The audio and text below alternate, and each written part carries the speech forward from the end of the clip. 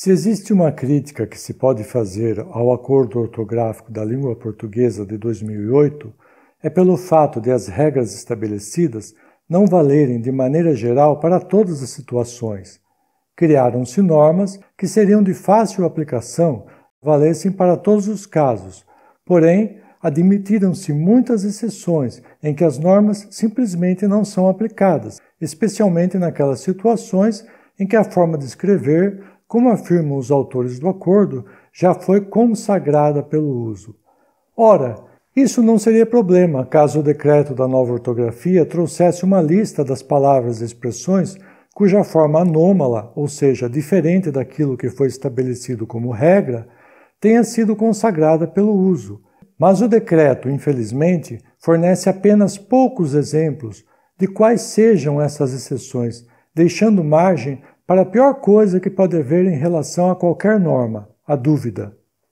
A seguir citamos dois exemplos, em nossa opinião os mais gritantes e irritantes, ambos extraídos da base 5, que trata do hífen em compostos, locuções e encadeamentos vocabulares.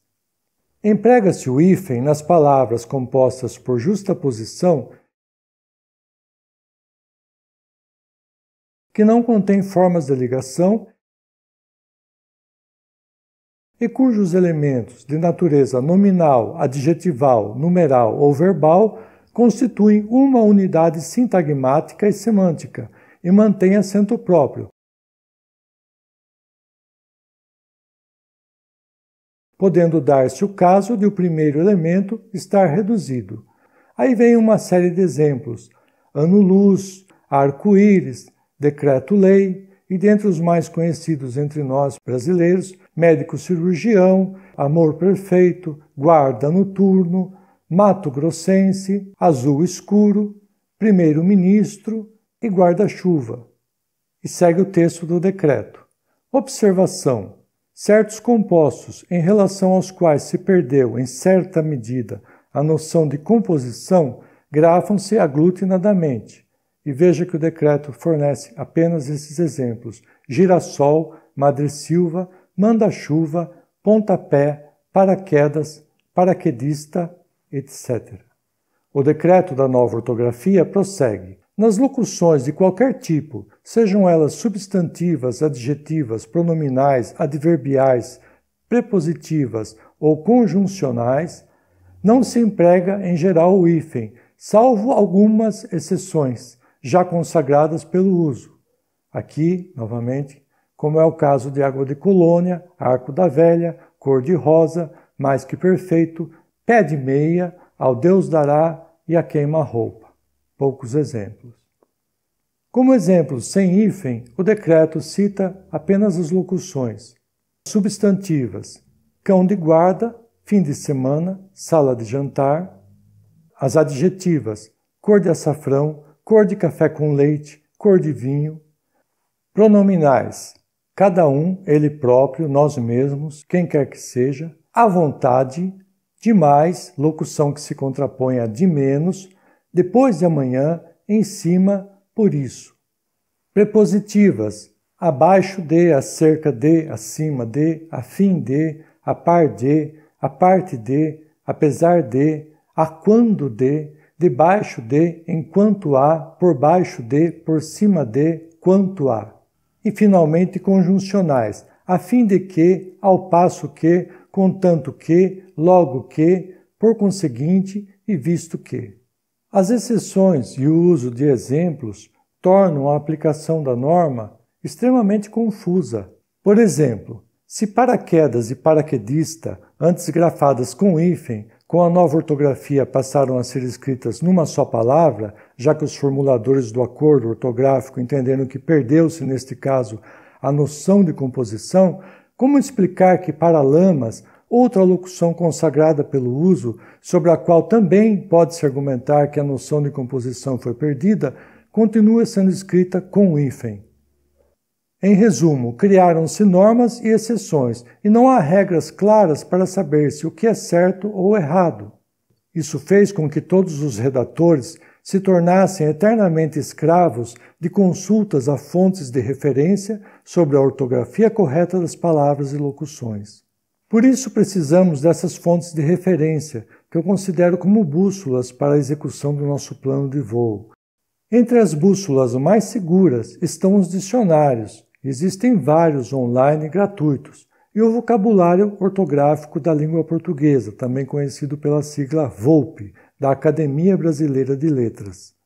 Ao contrário dos dicionários, o VOLPE não informa o significado das palavras, apenas indica como uma palavra ou substantivo composto é escrito.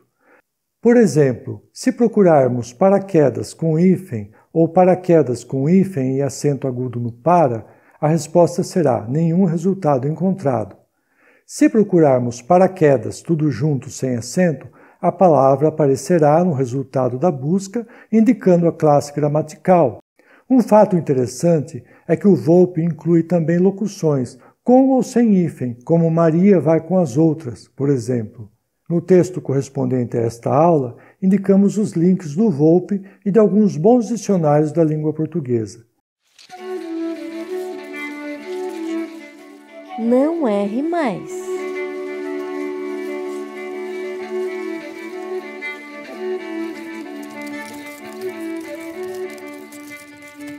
Antes da nova lei ortográfica, como estávamos dizendo, as locuções formadas com elementos de ligação levavam hífen. Por exemplo, pé de moleque, dona de casa, dia a dia, fim de semana, cão de guarda, e assim como essas, muitas outras, havendo elemento de ligação, colocava-se o hífen.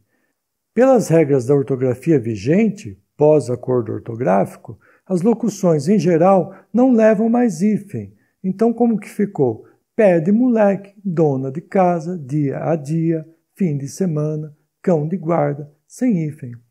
Certo mesmo, o hífen empregado na nomenclatura de espécies botânicas ou zoológicas. Esse é obrigatório. Citamos aqui como exemplos: couve-flor, erva doce, erva do chá, fava de Santo Inácio, bem me quer, andorinha do mar, cobra d'água, bem te vi, e assim outras espécies botânicas e animais. As normas sobre o uso do hífen são muitas e estão disponíveis na íntegra em nosso material de apoio. Destacamos a seguir algumas situações do dia a dia em que o uso do hífen é obrigatório. Nos compostos, com os advérbios bem ou mal, quando a palavra seguinte começa por vogal ou H. Exemplos: bem-aventurado, bem-estar, bem-humorado, mal-afortunado, mal-estar, mal-humorado, bem-visto.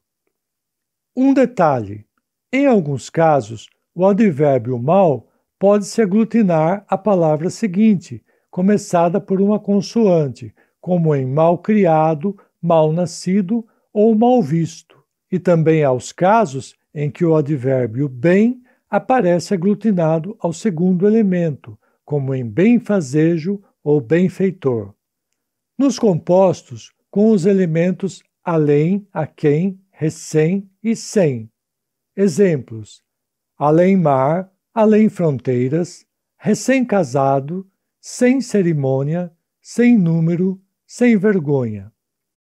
Nas formações com prefixos, como, por exemplo, ante, contra, entre, pós, etc., e também nas formações com elementos chamados não autônomos ou falsos prefixos, de origem grega e latina, tais como aero, agro, auto, bio, micro, mini, pseudo, semi, etc., só se emprega o hífen nos seguintes casos: quando o segundo elemento começa com a letra H, como em anti-higiênico, co-herdeiro, extra-humano, pré-história, super-homem, semi-hospitalar.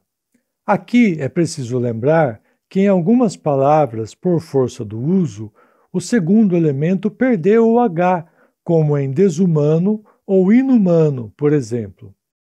Quando o prefixo ou pseudo-prefixo termina com a mesma vogal com que se inicia a segunda palavra.